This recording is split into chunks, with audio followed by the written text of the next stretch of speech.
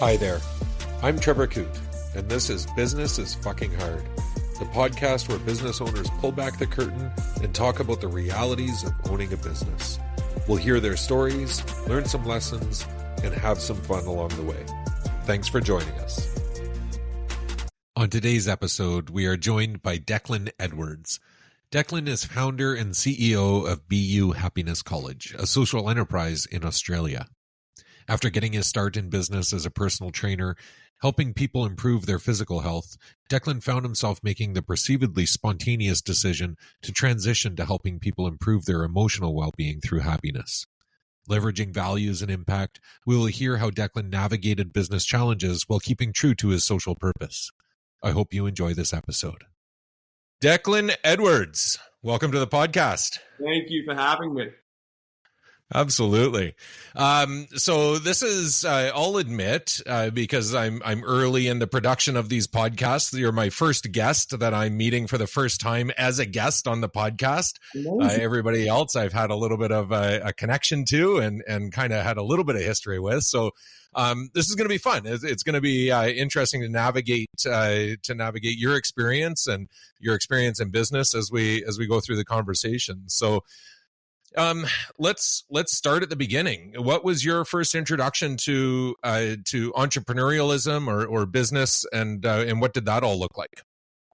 Geez, if you go back far enough, I think my first introduction to the idea of business or working for myself or creating something was in high school. I played guitar and sung and played music, and I was like, you know what? I love doing this so much. I wonder if I could get paid for it. And so I started busking on the streets of my local city. And then from there, at 17 years old, paired up with a friend of mine and made a little acoustic duo. And we were sneaking into bars to play live music because in Australia, the drinking age is 18. You can't go into a bar until you're 18. And so we were kind of faking my age to sneak me in to play these gigs. And that gave me this sort of start on going, A, financial management, of being able to run that, B, working with someone, having, in that case, I guess, a co-founder of being in music together. So that's kind of my first exposure. And ever since then, my career trajectory has really followed this idea of creating things that I genuinely enjoy.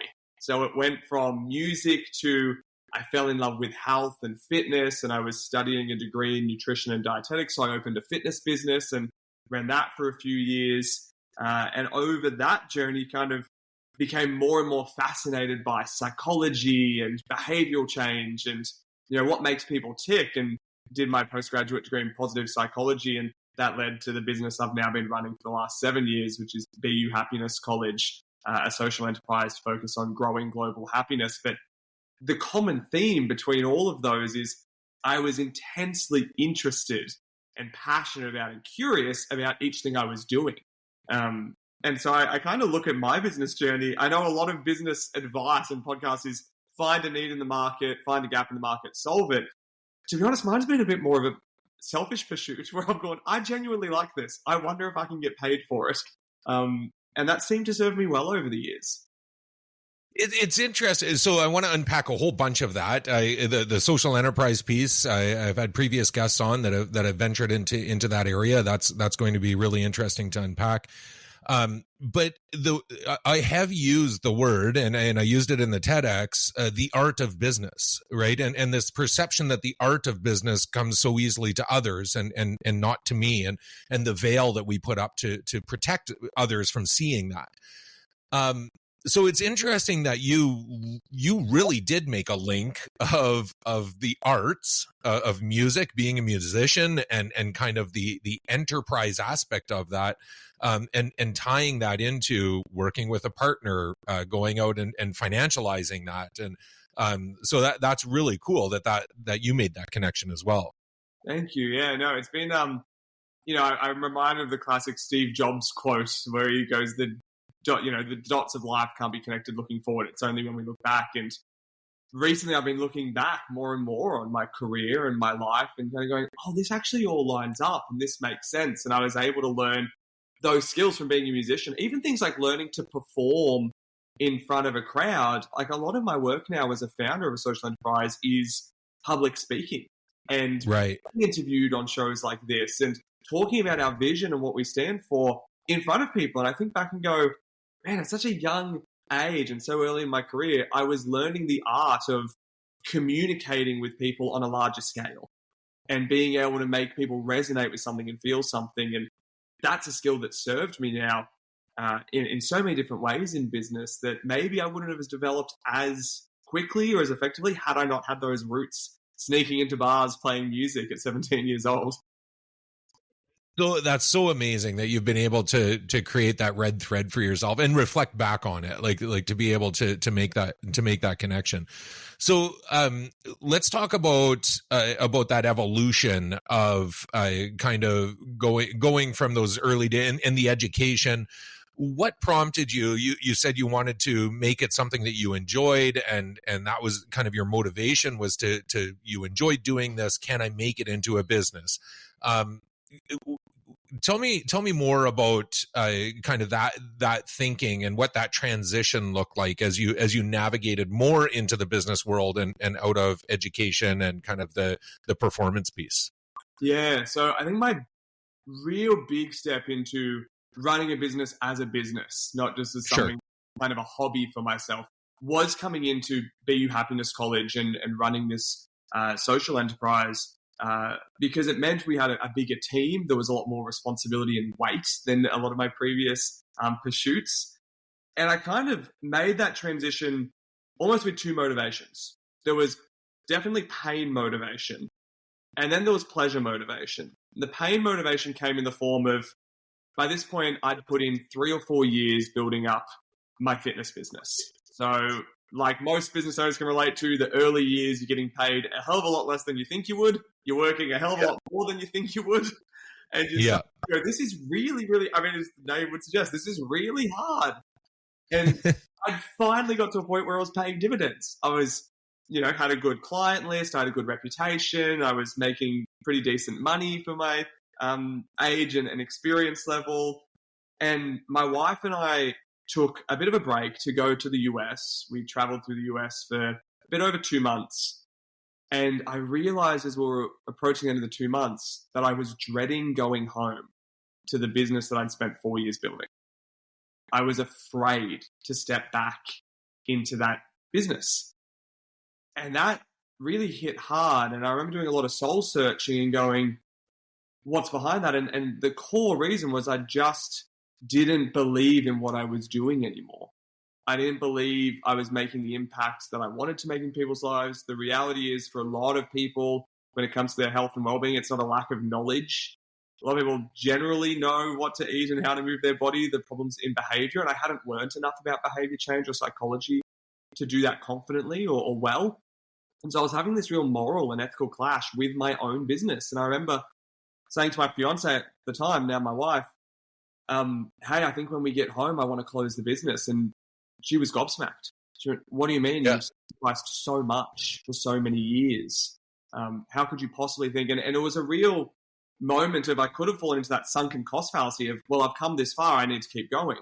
And I'm so glad I didn't. There was something in me, intuition, gut instinct, whatever you want to call it, that was like, there's something else I'm meant to be doing. And that was the pain motivation, was I don't want to go back to what I've made, which is scary as a business owner to admit to. And then the pleasure side was, well, what do I want to do? And I realized I wanted to learn a lot more about behavioral change, psychology, mental health and well-being. And I kind of joked at the time. I said to her, I was like, look, I've been learning more and more about those things. There's definitely a vein I want to continue there. And to be honest, I wish that I'd learned more about things like emotional intelligence at school. I wish I'd learned about resilience. I wish not only as a business owner would these, sometimes we call them soft skills, I call them human skills. Not only would these skills have made me a better business owner, I think they just would have made me a happier and better human being. And I haven't learned enough about them. And so I kind of joked with her. I was like, I wish there was a school that taught you to be a happier person rather than just a good employee or, to get a job. And geez, here we are now, 7-8 years later, running BU Happiness College, literally a school dedicated to that, a college dedicated to it. But it was a huge leap of faith. I came home and wound up the personal training business in about 3 or 4 months, and thankfully was able to get an early start with BU Happiness College by having some clients who were willing to join me on that journey. I said, hey, look, the gap here doesn't seem to be knowledge. The gap seems to be behavioral. I'm going to learn a lot more about this. I'm opening this thing to work more on mental health and behavioral change and understanding your mind and emotions. Do you want to come for that journey with me? And thankfully, we had some early adopters and some clients who believed in me before we even really had a thing going. And it gave me just enough traction that, geez, it felt like a step back at the time. My pay dropped by about 75% overnight. I felt like I was starting from scratch again. And it was a long ride to get it to something that was sustainable. There was a period of schooling in there too. Is that what I'm hearing, right? Like from winding up the personal training and before you started BU college, BU Happiness College, that there was a gap in there. Yeah, well, I got to run BU Happiness College the early years of it whilst I was figuring out what I was doing it, whilst doing my postgraduate studies. So, realistically, and I finished my master's degree. I went back and did a master's in positive psychology last year. So for the last 7 years of running BU, I've been building this and doing academic study and research together at the same time. This is actually my first year in 7 years where I haven't been doing both at the same time. And I think a lot of business owners can relate to this. I'm kind of struggling with the free time that's become available because I've been used to working at such a high rate and high capacity and having so much on the plate. It was actually a challenge to slow down, which a lot of business owners I've spoken to can resonate with.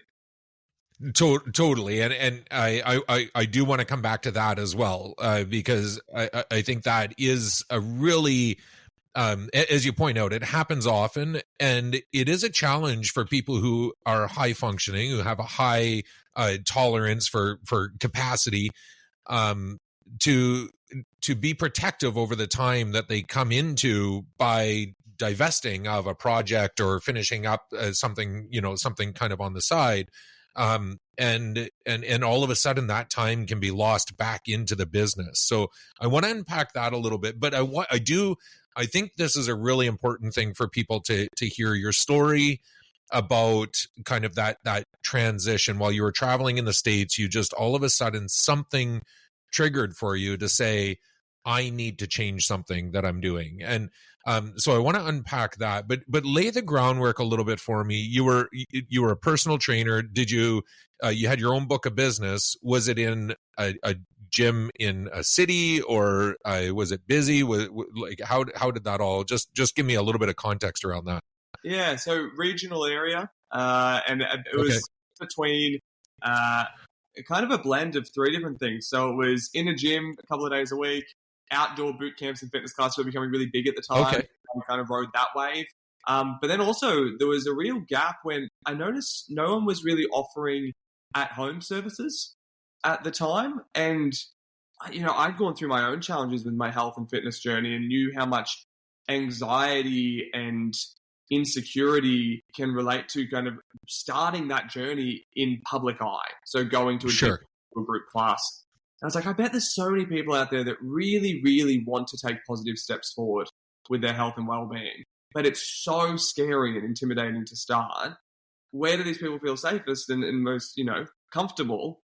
In their house. And so I just put up online, hey, would anyone be interested in this? And it was the early days of Facebook starting to take over social media marketing, and word of mouth started to spread, and all of a sudden I was getting flooded with inquiries and people going, hey, I'd love for someone to come to my house. Exactly that. I've been thinking about staying a fitness journey for so long, but it is scary and intimidating, and it adds all these barriers to change, the extra time required, the extra cost of having a gym membership. There's all these extra barriers to entry, and I went, what happens if we take those barriers away? All of a sudden, a lot of people make really healthy choices. And that's kind of an ethos that's followed me now into my mental health work, is if we can remove the barriers to positive change for people. A lot of people want to make positive change, right? And they'll move. Yeah, of course. That's how I got my start in the fitness industry.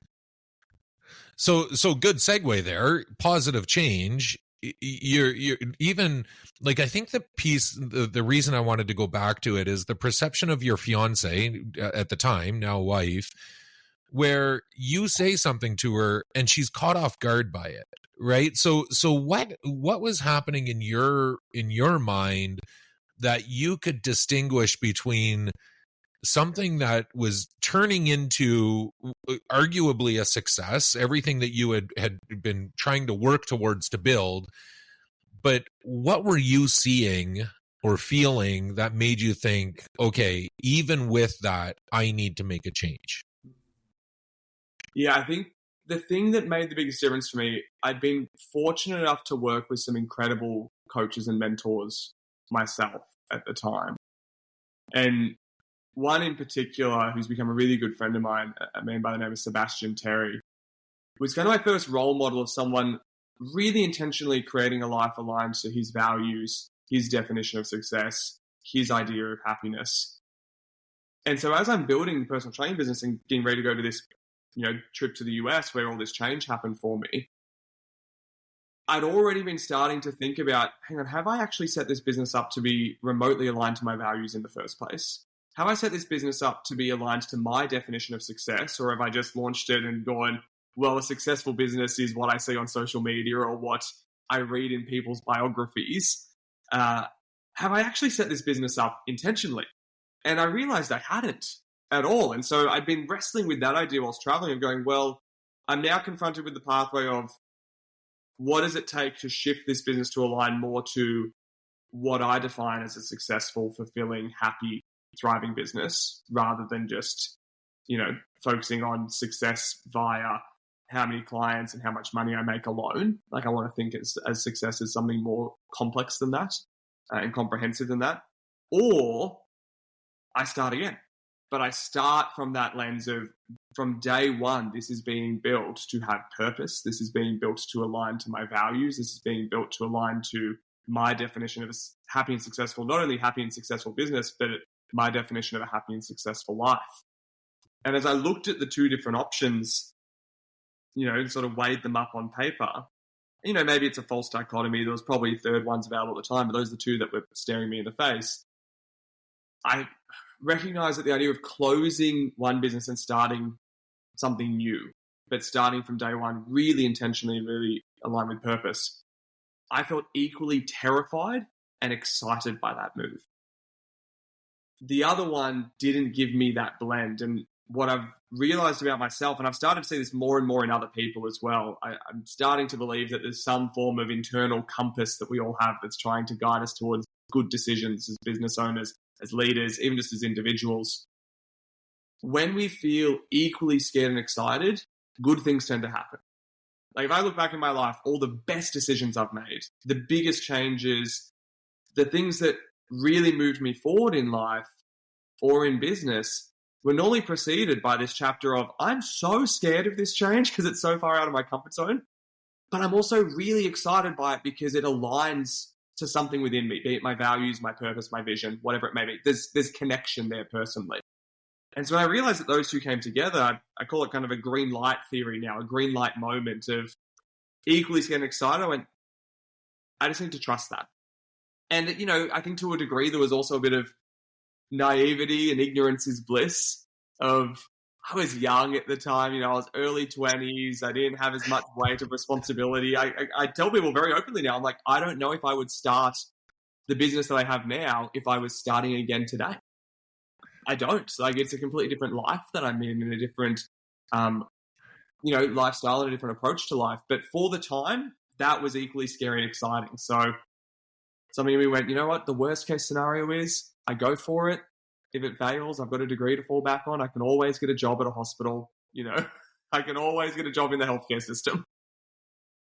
But that's the beauty of it sometimes, right? Is that ignorance is bliss kind of aspect, not attitude, but that aspect of it that you're more likely to jump in. And I mean, entrepreneurialism is so much of that. Business ownership is not necessarily being innovative and doing something completely different than everybody else has. It's taking the risk to go out and do it at all, right? So you used, I'm gonna hone in on three words: purpose and values, and that was something to make the decision of moving away from what you were doing to kind of a new venture, and that was more aligning with yourself, your own purpose, your own values. Is this? But the other word that you used a little while ago was impact, and tell me about how your perception of moving into kind of a whole new environment, moving away from, the specifics of a personal training environment to kind of this college happiness, kind of thinking. How does that align more with the impact that you want to create in the world?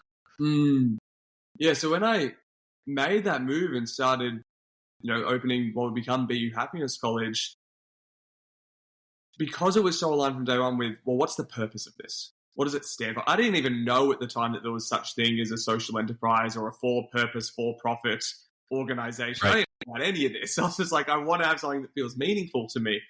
And I ended up boiling it down to, I want the world to be happier. And that eventually became our vision of grow global happiness, right? We exist to grow global happiness. That's why this entity exists. And just from day one, having that thought, what it encouraged me to do was think at a larger scale. Because I started going, wow, if I'm going to grow global happiness, if I'm going to change happiness on a global scale, it doesn't seem daunting at all. I know, right? And so I need to immediately go, this needs to be about something more than me. So I need to start thinking about, how do I rally a team to this? How do I build out great, staff members and community members? B, I need to be thinking about, how does this spread a ripple effect, and how do we impact people's lives who we may never actually meet or work with? And C, I need to start thinking more than just, how do I work one-to-one with people? We need to think about, again, how do we go one-to-many? And actually, someone asked me a couple of years ago whilst I was traveling, they were like, can you digest what you do at BU Happiness College down onto like a napkin?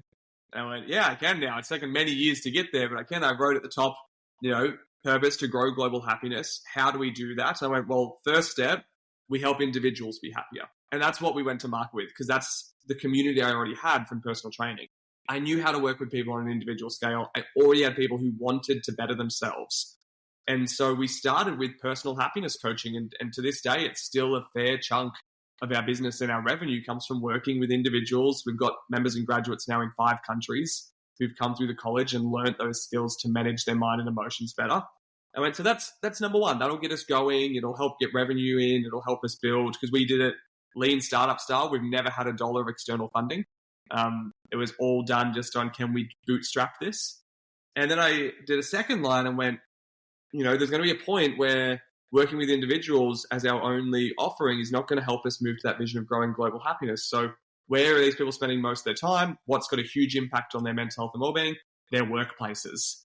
And so the second line was, how do we help organizations and workplaces become happier? And in 2019, I was somewhat thrust into that when one of our individual enrollments in his sophomore year at BU Happiness College went, I'd love for you to work with our organization. And I've never worked with an organization yet. He goes, an organization is just a group of people. Treat it like a group of people and you'll be fine. And so I stepped in and, started helping organizations measure. Yeah, right. It was such a nice way to make it less daunting.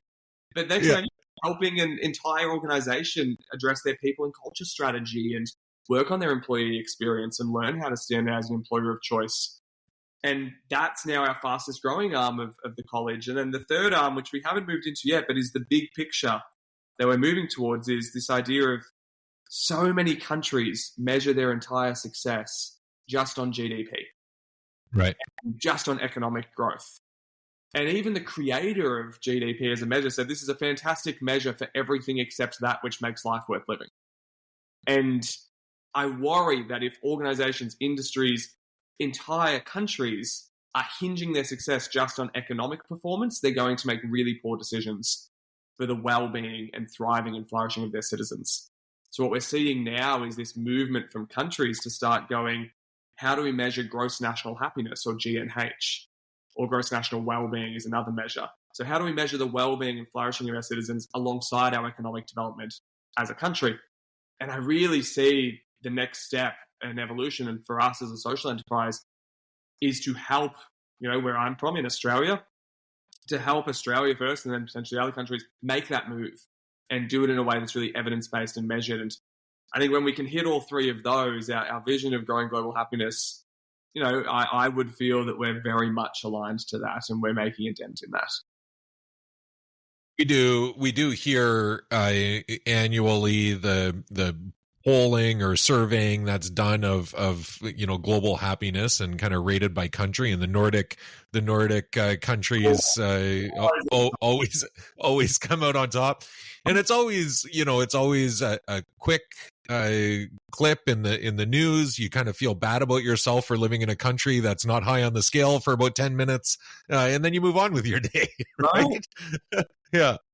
So something more sustainable and more comprehensive, and do it in a way that informs policy, and also in a way that honors the fact that happiness and well-being and thriving and flourishing, it's nuanced. And I talk about this a lot when people go, oh, it's always the Nordic or Scandi countries that are at the top. And I go, well, yeah, because they do a lot of things really well, but it's also an impact of how they measure it. When they measure happiness primarily as contentment, then the Nordic and Scandi countries do exceptionally well. But if we change the question and we measure happiness primarily as joy, how much joy do you feel in life? How playful do you feel in life? How much excitement do you have in your life? All of a sudden, Costa Rica and a bunch of other Latin American countries are at the top, and the Nordic countries aren't. So every year, when these news pieces that go, the Nordic countries are the happiest, inevitably there's follow-up news stories where a bunch of people in those countries go, but we're not happy. We're content. Right.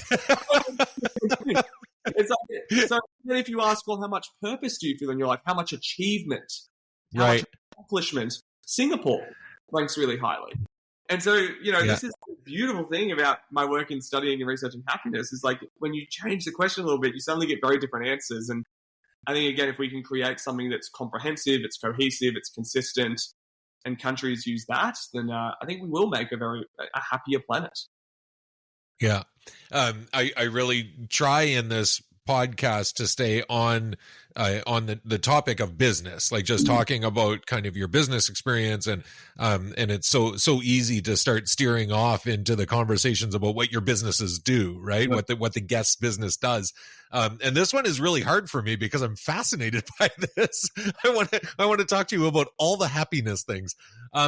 But I'll just quip, finish that piece with a quip to say, I guess if you're comparing the measurement of GDP versus happiness, then from a country's perspective, money really can't buy happiness. Is that basically that's what you're saying?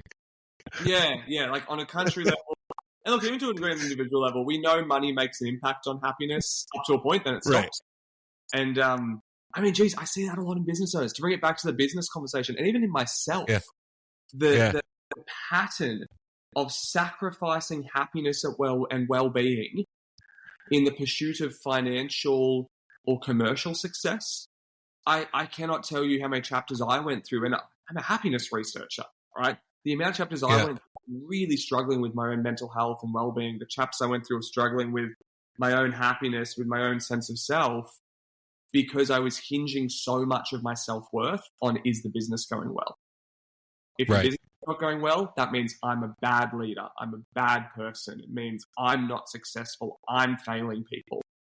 Geez, it's hard to be happy in those conditions, right? And so for me, as like my experience in business, learning how to separate Declan Edwards as a person, as an individual, from BU Happiness College, and go, of course, there's overlap there, but to not hinge my whole sense of self and self-worth on the business, geez, that's been a journey to get to.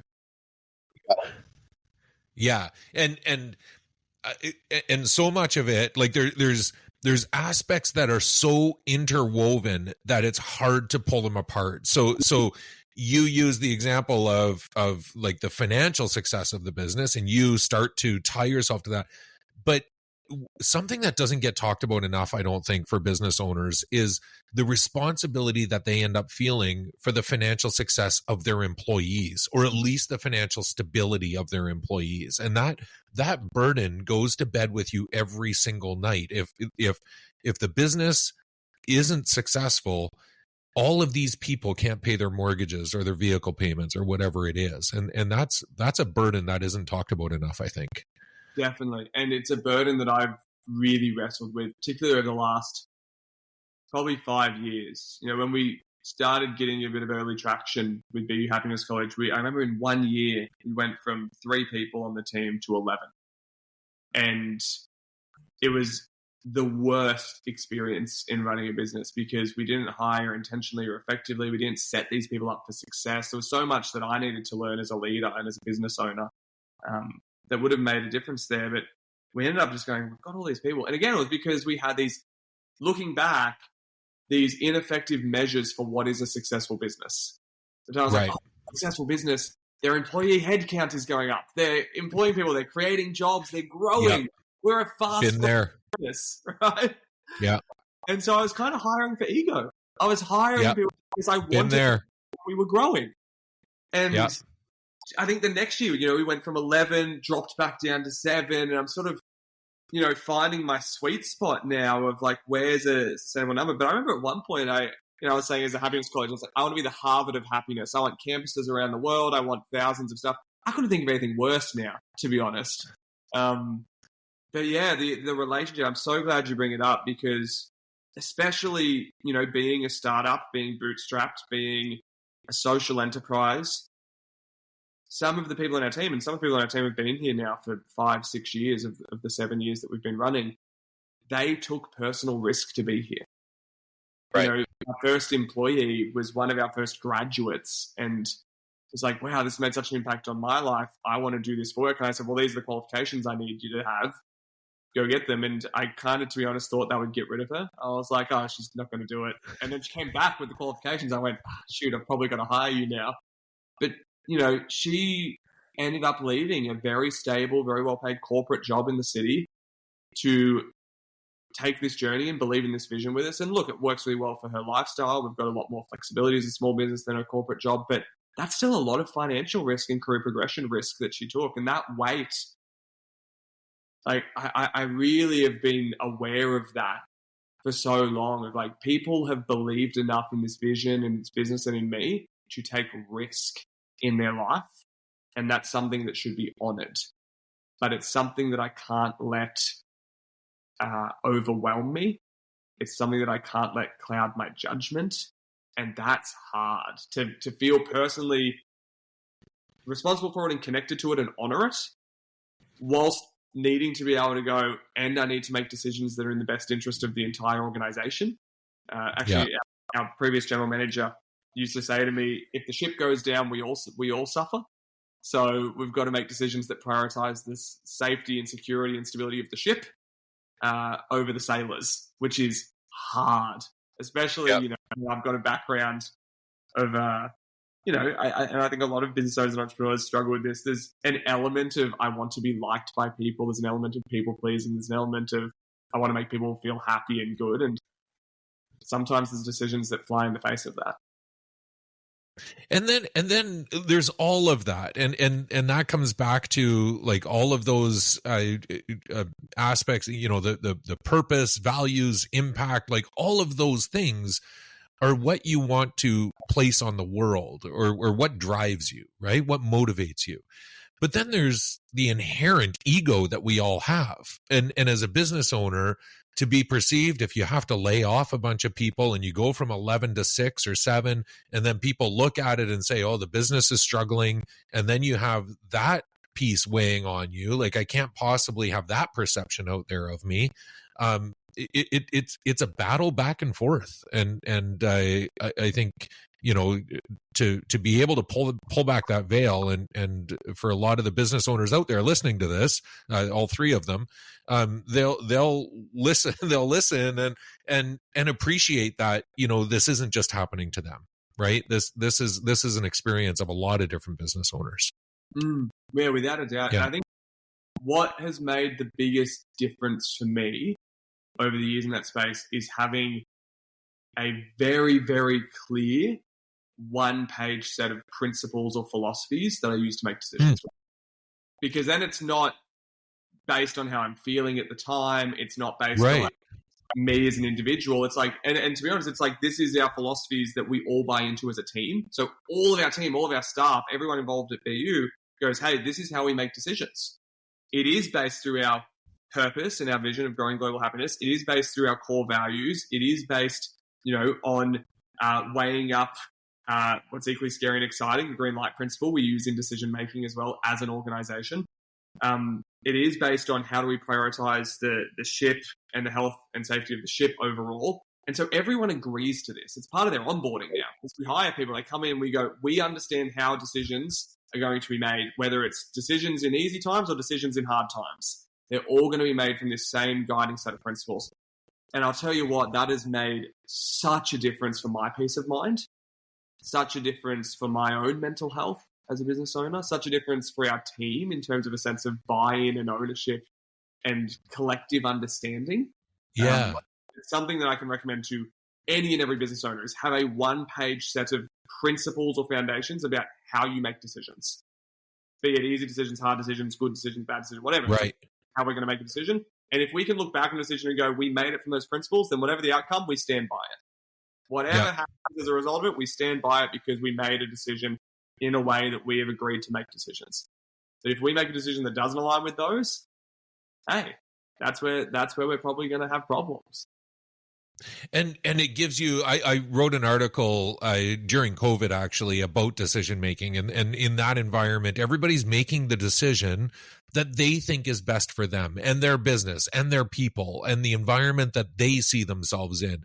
And that decision might not be best for somebody else, or at least be perceived to be the best decision from somebody else's perspective. And I think that to have that kind of baseline, and you said it, gives you so much more opportunity to stand by those decisions once you've made them. Like, even if there's pressure, if there's negative or opposing feedback, you can say, no, we did the pressure test. These follow our principles, and we know that, we knew that going in. So I want to ask you, the decision to go social enterprise, was that, has BU Happiness College always been a social enterprise, or did it transition into it? And what was the motivation to say, yeah, that's going to be an aspect, an important aspect of being the entity that it is? Yeah, so as I was saying, when I started, I didn't even know there was such a thing as a social enterprise. I didn't know it was for purpose, for profit. In my head, I thought I know of three types of business. I know of a sole trader, because that's what I've done in the past. I know of a partnership, and I know of a company. Actually, a fourth, and I know of not-for-profits. Those are my four. And I was like, probably not going to be a not-for-profit. At the time, I was like, we're probably not going to be a company. We've since evolved to have a company structure, but with social enterprise founding. And so I was like, okay, well, that leaves me sole trader or partnership. And so that's kind of what we started in. I was like, I'll go sole trader. We brought a partner in to help me start it. So then we went partnership. It was only when we were a few years in that I started hearing through the grapevine, talking to other business owners. So they were like, oh, you sound more like a social enterprise. So I was like, what is that? And they're like, well, you're founded upon a very clear social purpose. Everything you do is dedicated to that social purpose. We even 5 years ago partnered with an organization called B1G1, which stands for Buy One, Give One. And it means every time something happens at BU, we donate to one of the United Nations Sustainable Development Goals. So, for example, something as simple as when we ask people for a testimonial, we go, hey, not only is it going to help us get better at our job, and it's a good way for us to stand out in our industry and in our field, but by you giving us your anonymous feedback and giving us a testimonial, we're actually going to provide a day of clean drinking water to a community in need. Let me tell you, we've never had testimonials come in easier. But also, just doing that, over the last few years, we've donated 5,000 days of clean drinking water to different communities, just from people giving us anonymous feedback on our services. So what we realized early on was people want to feel like they're making a difference in the world. And if we can make that easier for them, if we can go, hey, just by you enrolling at the college or bringing us in to work with your team or giving us feedback or whatever it is that we want to incentivize in our clients, something good happens to someone else. Right. Well, all of a sudden, people started doing those things that we wanted to incentivize more. If you want feedback from clients, if you want more data from clients, if you want more enrollments in a certain product, whatever it may be, I promise you, tying it to a social purpose is a fantastic strategy on a business level to do that. And ethically, I just think it's the right thing to do. I don't know if that's something that a lot of people wrestle with as business owners, but for me, I went, the core purpose, and this is something that I know has been challenged and changing recently. You look back, the core purpose of a company from a legal sense was to maximize value for shareholders. That's what it's been for hundreds of years. The purpose of a company and organization is to maximize value for its shareholders. Well, look at the world that that's led to for us. It's maximizing value of shareholders at the expense of, our environment, at the expense of people's well-being, at the expense of staff satisfaction and right? Happiness, right? And so I go, that's not a world that I want to create. And I know there's been all this movement from amazing visionary business owners and leaders to go, we need to update the purpose of an organization. To now go, the purpose of an organization is to serve the communities it exists within, to serve its customers well, to serve its staff, to serve the environment, and to serve its stakeholders. And you know what's funny is when you start to take really good care of your staff and take really good care of your customers and take really good care of your communities you're in, chances are your stakeholders end up pretty happy because your business does really well. And so for me, it's just always seemed like the right move to do business in a way that follows that order of priorities. For me, I go first and foremost, what is our impact on our staff? Because they've believed in this vision. That's number one. Secondly, what is our impact on our clients? Thirdly, what is our impact on our communities and wider environment? And last, what is our impact on shareholders, stakeholders, and economically? And from that order of priorities, we've done pretty well. And so that transition into being a social enterprise just happened very naturally. It happened very organically as a blend of my own beliefs and values around what a business should stand for, and B, that becoming more of a known term and more of a known pathway for business owners to take. The for-purpose profit sector of business is something that I'm very excited about for the future. Well, and I think as other terminology becomes more common in the corporate lexicon, like corporate social responsibility and ESG, environmental social governance, and like you said, it's not. There is a balance happening where you go too hard at that stuff, and shareholders don't like that either.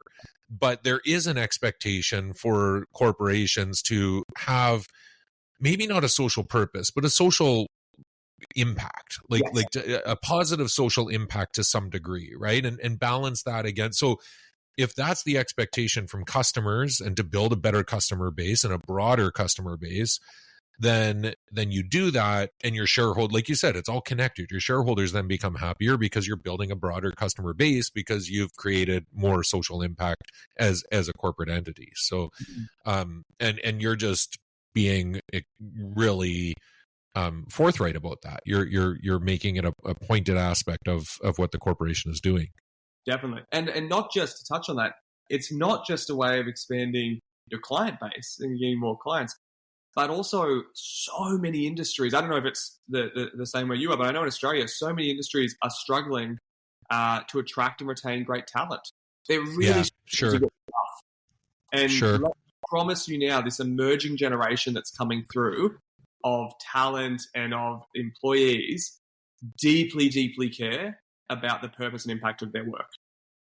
And I think that's exciting. They're going to hold organizations accountable for it. And one of the most valuable questions you can ask if you want to find out how happy someone is at work is, do you genuinely believe that your work has a net positive impact on society? Yes or no? Yeah. And if your organization confidently say, yes, our staff genuinely believe that what they do day to day has a net positive impact. So not always positive. There's sometimes some detractors. Right. Sure. And positive, we're doing good for society. Watch your employee satisfaction go up. Watch your ability to attract and retain great talent go up. So, if you're in any industry where you're like, I'm struggling to find and attract good people, I promise you, purpose, in my experience as a business owner, and finding some form of social impact is a fantastic strategy to address that. Very, very, very good message. I have two more questions for you. I want to go back to kind of that balancing what you're going to do with this newfound time that you have as a result of it being a first time in 7 years that you're not doing education. But before we talk about that to close out, I like to ask, if I asked you the question about a hardest day in business, what comes to mind? Is there something that stands out for you, an event or a series of events that you just look back on and say that was the hardest? Yeah, definitely. I can pinpoint the day. Okay, and then I guess I have a follow-up question. Are you willing to share? Yeah, no, I'm more than willing to share this. So 2018 is immediately where I go back to. So we're 2 years into going BU Happiness College. This is where we're at that stage where we're having fast growth. We've gone from 3 to 11 staff. We're on top of the world. It looks like we're absolutely smashing things. And we took our first ever international, we call it an Expedition Happiness. It's like a retreat overseas for people to go learn about happiness, learn from another culture. We went to Africa and did a safari. And then as a group, we set out to climb Kilimanjaro. And that pretty well broke me. I really struggled with altitude sickness at the top. I really got beaten down by that mountain. So I was not in a good headspace to start with, or good physically. I got home from that trip. We flew home the day after we got off Mount Kilimanjaro and got home and made the mistake of going, I'm just going to check with where the business is at after I've been away for a month in Africa. The worst headspace and worst time to check in on where your business is at is after nearly dying at the top of a high altitude mountain and then flying home on a long haul flight. If you ever find yourself in that situation, please don't open your laptop and look at the business finances. Because I realized... Not the time. Yeah, I opened the business finances and went, whoa, we're hemorrhaging money. We have about a 6-week runway before we close this. And I had no idea. And look, that's a fault on me for not monitoring that better. I had a business partner at the time and that was in charge of that side of the company. I was more front-end marketing, sales, product development. He was back-end with finances, systems, and ops and all that. But why didn't you tell me? And again, this is a fault on me that I can go to the time. He goes, I was scared to tell you. So we didn't have a lot of trust in our working relationship. We didn't have a lot of psychological safety to be able to have those tough conversations. And so it just got swept under the rug. He's like, I thought I'd tell you after we got back from the retreat. And so now I'm faced with, I have 6 weeks to turn this business around before we collapse. This is where I go, we need to go from 11 people.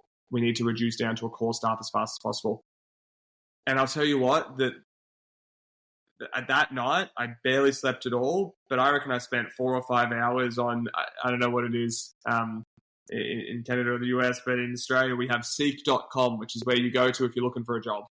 And I must have spent 4 hours that night crying, anxious, stressed, exhausted, scrolling through Seek advertisements going, what can I do for a job to try to bring in some cash to just keep this thing alive? When people ask me about my hardest experience in business, coming back from nearly dying on that mountain to realizing I have 6 weeks to turn around a company and realizing I need to let go of half of our team to make that happen, that's an experience that I hope to never have again. Touch wood. So much of what I want to accomplish with this podcast is to bring comfort to others, and doing that with lessons, with appreciating that you're not alone, with kind of knowing that there's others out there that have had the same experiences. And aside from me, you're the third person when I ask that question to identify that the impact on the staff around a major layoff or a major transition was the hardest day that they've experienced in business, and it was the same for me. That was my hardest day, laying off 7 people, because to what you were saying earlier, to save the ship, right? It was either all of us or a few of us, and Yep. and it was extremely tough. Yeah. What's next for your free time? Are you going to let that dissolve into the ether of running BU Happiness College, or are you going to be able to be resilient and protect that and do something with it? Yeah, it's a good question. And his free time's come off the back of, I'm very grateful to say that I recently was able to take a 4.5 month sabbatical away from BU Happiness College. Which I never thought we'd get to a point of being able to do. And then the team kept the company going and it ran. And, I came back from spending 4.5 months in South America with my wife It was a dream of ours since we first started dating when we were teenagers. We went, one day we'll get to South America, and we did that. And I came back and went, all of my work, all of my responsibilities at BU can realistically be done in 2.5, 3 days a week, because I'm used to the other 2.5 days a week being academic pursuits or, these other commitments. And I realized, A, on the sabbatical, that gave me a big wake-up call, and B, when I got back, I realized how poor my relationship was with slowing down. And I think I see this a lot in business owners. I'm hoping business owners listening to this can relate. I think when we start a business, we become really, really good at solving problems. And the downside of that is, for me personally, I always needed a problem to solve. And so sometimes I'd make up problems that didn't exist in the business just to feel like I was being effective. I think we all do that anyway. Right. And so it was such a change for me to go, hey, nothing's broken right now. My worth to the company is not going to be based on problem solving, right? It's going to be on creativity, on innovation, on new things that are going to move us towards our vision. But learning how to slow down and take breathing room and take time and not be on so much was a huge identity shift as a business owner. And it's one I would be lying to you if I said I'm through it. I'm not. I'm still going through that day to day where I'm like, what do I do on these spare days? I can go walk the dogs. That feels weird. Am I being lazy? Am I letting the team down by not, doing more work? Thankfully, I've had some really amazing opportunities pop up for the next 6 months. I've just signed a book deal. So I'll be working on my first published book, which is very exciting. That should be coming out early 2025. And I've just signed. Thank you. And I've just signed to deliver my first TEDx talk. So, the work that goes into that. So those will be my two big creative pursuits this year is the book and the TEDx talk. But other than that, it's also just going to be this continued identity shift and journey of learning to be okay with slowing down, with taking time away from the business, and with letting the business grow and make an impact without necessarily needing me there all day, every day, solving problems or making up problems to solve.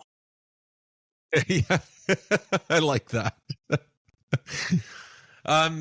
Declan, this was a true pleasure. I so appreciate you taking the time. I absolutely love your story. I think we could go down the road of unpacking, more the happiness aspect of business ownership and entrepreneurialism. Maybe we'll have to do that at some point, but it was such a pleasure to hear your journey and to be so open and to share so openly with me and the audience. So thanks for being here. Thank you so much. I really appreciate it.